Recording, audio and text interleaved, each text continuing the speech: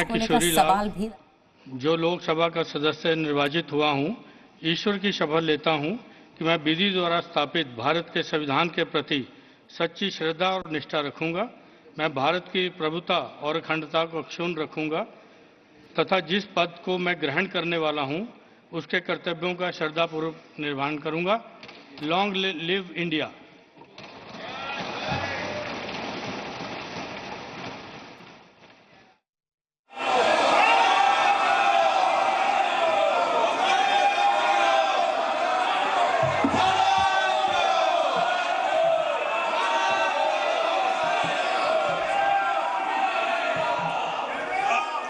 I, Rahul Gandhi, having been elected a member of the House of the People, do solemnly affirm that I will bear true faith and allegiance to the Constitution of India as by law established, that I will uphold the sovereignty and integrity of India, and that I will faithfully discharge the duty upon which I am about to enter. Jai Hind, Jai Samvidhan. लीजिए, रवि त्रिपाठी, राहुल गांधी की शपथ हमने दिखाई और जय हिंद जय संविधान। आज भी वो संविधान की कॉपी जो है वो राहुल गांधी के हाथ में है जब वो शपथ ले रहे हैं।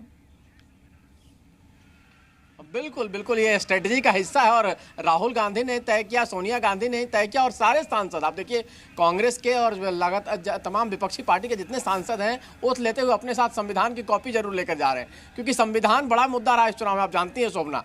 और संविधान की वजह से ही कहीं ना कहीं जो गठबंधन है, इंडिया गठबंधन, वो 240 के आसपास पहुंचा और उसी की वजह से कहीं ना कहीं एनडीए गठबंधन जो है और सरकार जो बीजेपी जो है 303 से 240 पर आ गई। ये माना जा रहा है कि एक बड़ा मुद्दा रहा है, तो उसको मुद्दे को छोड़ना नहीं चाह रहा है विपक्ष और खासतौर पर राहुल गांधी, क्योंकि आने वाले समय महाराष्ट्र में चुनाव है, हरियाणा में चुनाव है, जम्मू कश्मीर में चुनाव है और साथ साथ झारखंड में चुनाव है। तो इस मुद्दे को आगे बनाए रखना है और विपक्ष की ताकत को दिखाए रखना है कि विपक्ष मजबूती से लड़ रहा है। मैंने कहा ना, और रवि तस्वीरें इस समय हम दिखा रहे हैं, जिस आत्मविश्वास से लवरेज राहुल गांधी दिख रहे हैं, जो उनकी बॉडी लैंग्वेज है रविंद्र, मुझे लगता है जमीन और आसमान का फर्क है राहुल गांधी की बॉडी लैंग्वेज में और जिस तरीके की जिसे कहा जाए कि वो एक नैरेटिव खड़ा करने का संविधान की कॉपी हाथ में लेकर कोशिश कर रहे हैं।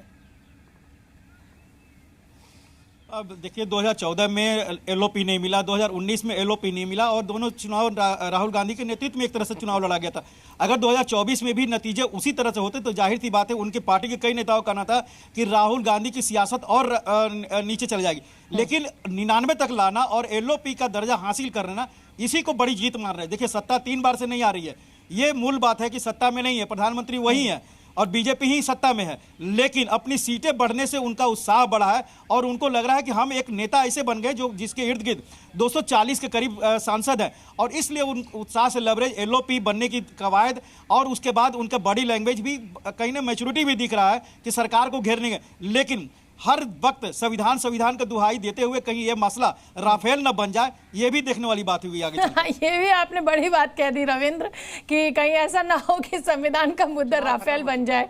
लेकिन रवि, अब मुझे जरा स्पीकर पद पर आपसे लौटना चाहूंगी। देखिए, जीत हम भी जानते हैं ओम बिरला की होनी है, लेकिन क्या इसको अब ऐसे माना जाए कि आने वाले दिन सत्ता के लिए आसान नहीं होंगे? विपक्ष का मोराल हाई है, हाउ इज द जोश, हाई जोश, तो मतलब कुछ भी हम होने नहीं देंगे और सरकार के लिए अब इतना आसान नहीं होगी आगे की राह। क्या इसको ऐसे समझे हम? बिल्कुल बिल्कुल, जनता ने ये मैंडेट दिया।